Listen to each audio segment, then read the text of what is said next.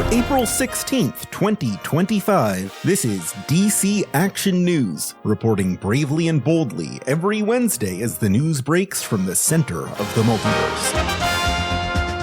I'm Alex Jaffe. Our top story? God is dead. Or at least two very specific gods. Batman and Wonder Woman are on assignment to Mount Olympus after the murder of Ares, god of war.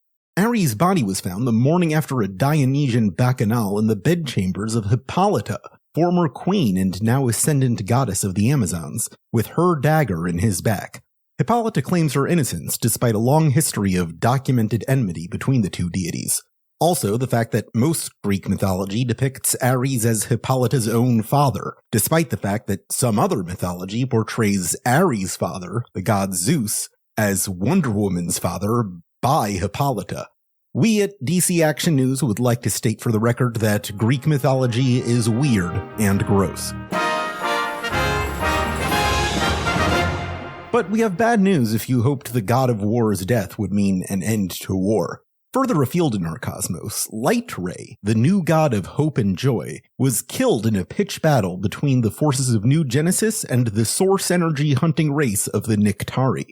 The Nyctari forces are led by Light Ray's killer, Graven, the half-Nyctari child of Darkseid, and, to quote former Darkseid Lieutenant Vermin Wunderbar, not even one of the good children of Darkseid. Only time will tell how long it will be before these gods see resurrection. In our estimation, it probably helps that Ares' uncle is the god of the underworld. Our latest from the Justice League Watchtower satellite. The ongoing mandated quarantine for satellite support staff, the Challengers of the Unknown, has come to an explosive end. After satellite operations leader Mr. Terrific placed the team under lockdown for an infection of the Omega energy which once empowered Darkseid, Challenger's co-founder Lester "Rocky" Davis staged a breakout by shutting down the Watchtower's power systems. The momentary shutdown of the Watchtower's defenses allowed for the intrusion of rogue giant Challenger robot Ultivac, absorbing all the extant Omega energy before disappearing with Davis in an explosion. No bodies were found, which, when it comes to heroes or villains, typically indicates they're probably still alive somewhere. In Gotham, Warden Slattery, head of Faultless Juvenile Detention Center, was placed under arrest by the Gotham City Police Department for his role in exploiting the facility's inmates in a blood harvesting scheme for the super wealthy elite.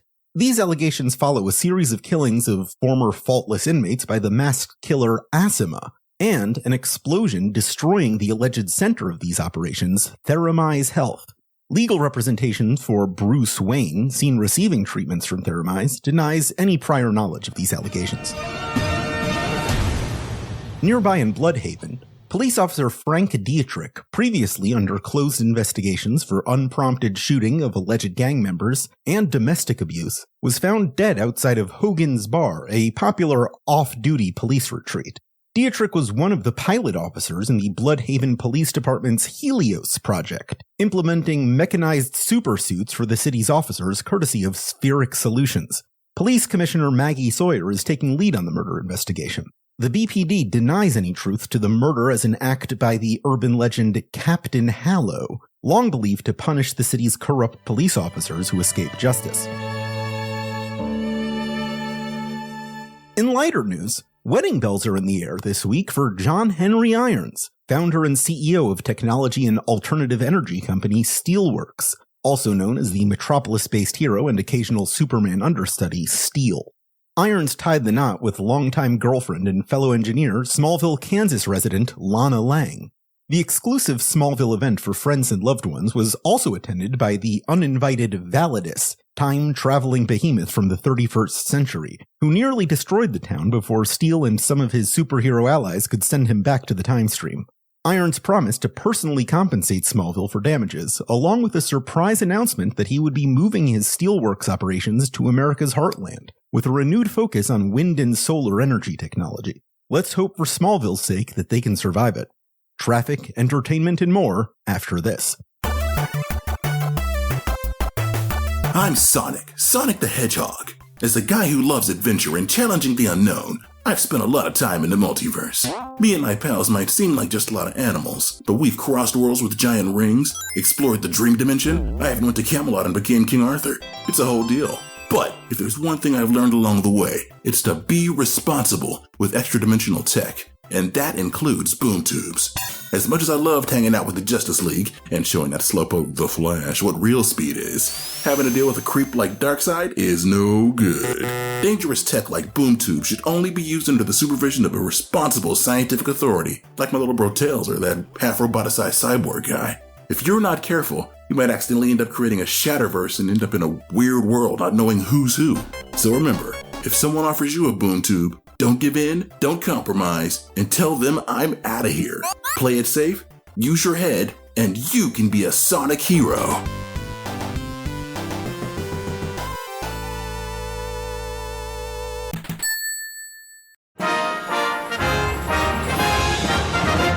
We now return to DC Action News. In traffic, expect slowdowns at the Kosciuszko Bridge between Queens and Brooklyn. A DEO truck transporting dangerous metahumans was hijacked on the bridge by Deathstroke the Terminator, leaving the scene with Clock King, Mammoth, and Killer Frost. The Titans are currently on site in battle with Volcano Man, an escapee left behind from the hijacking. Commuters are advised to detour to the Jackie Robinson Parkway. We go now to Absolute Alex Jaffe for the latest report from Earth Alpha. Thank you, Alex Prime. We can report that the death of government physicist Dr. Barry Allen at Fort Fox has been ruled a possible murder, and now has a lead suspect. One unauthorized presence on site at the time of the incident was 15-year-old Wallace Rudolph West, son of Allen's colleague, Dr. Rudolph West. West is wanted for questioning and is considered to be on the run from authorities. We report this in the unlikely event that the fugitive has somehow crossed the barrier to your world, although Fort Fox denies any particular relevant insight or research into the field of interdimensional travel. Back to you. Thank you, Absolute Alex.